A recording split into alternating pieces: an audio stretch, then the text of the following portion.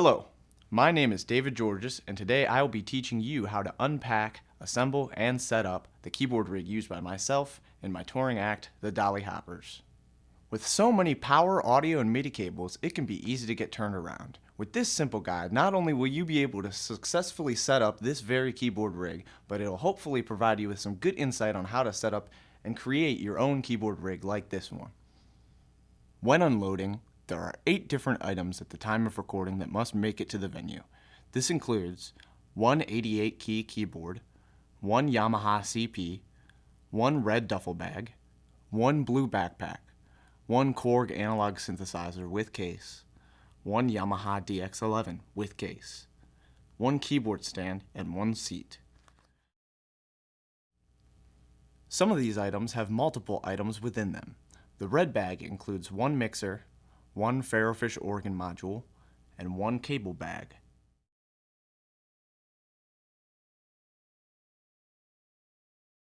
The blue backpack includes one sustain pedal, one expression pedal, one Leslie switch, one power strip, and 2 mix output lines.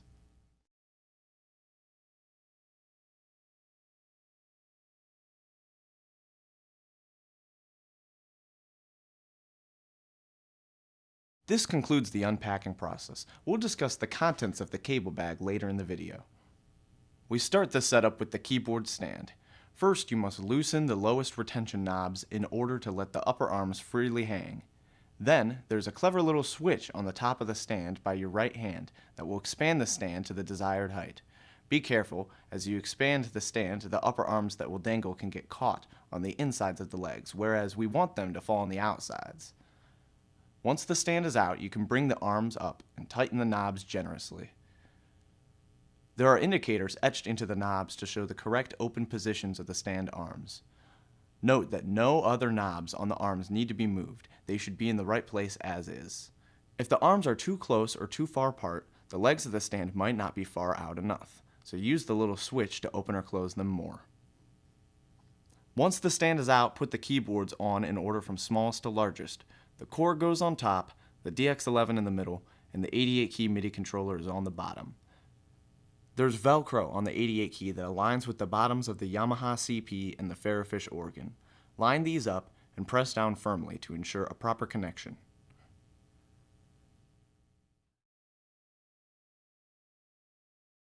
Take the Leslie switch and plug the red connector into the switch input on the Ferrofish and place it by my left foot. Take the sustain pedal and plug it into the sustain input of the 88-key controller. Place that in the middle. Take the expression pedal and plug it into the pedal input of the Ferrofish and place it by my right foot. This completes the assembly portion. Now, we will discuss how to set up the keyboard's audio and MIDI signal chains in order to get sound from the devices.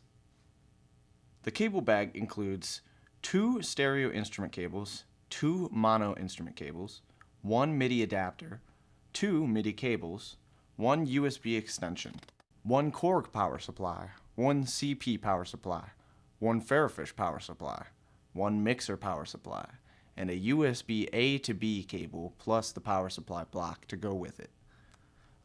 This is the point where I would plug all the devices in.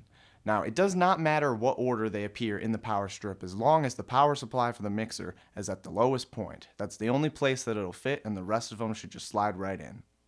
Note that the Yamaha DX11 has a built-in power supply and cable. Once all of our power supplies are connected, we want to focus on plugging in the stereo inputs of our devices first. Utilizing the headphone outputs of the CP and the Korg, connect these lines to channels 5 and 6 for the CP and channels 2 and 3 for the Korg.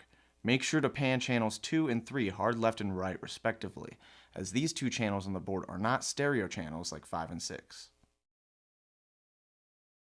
Using one of the instrument cables, plug the output of the Ferrofish into input 4. Channel 1 is reserved for my saxophone microphone. Using the small MIDI adapter, plug a MIDI cable into the in portion and plug the other end of the adapter into the Yamaha CP. Plug the other end of the MIDI cable into the 88-key controller. Then, with the other MIDI cable, plug the output of the DX11 into input A of the Ferrofish. With all the cables set up, there's one more little tweak that we have to do to get sound coming out of this device. On the digital interface of the DX11, verify that the master pitch is zeroed and verify that the MIDI transmit channel is channel 1. This will allow it to properly communicate with the Ferrofish. Now, before I go up and play the keyboards, I do like to tidy up my cables below the stand real quick, to the best of my ability. Now, just hook the main outputs of the board up into your PA or any speaker and you're ready to play.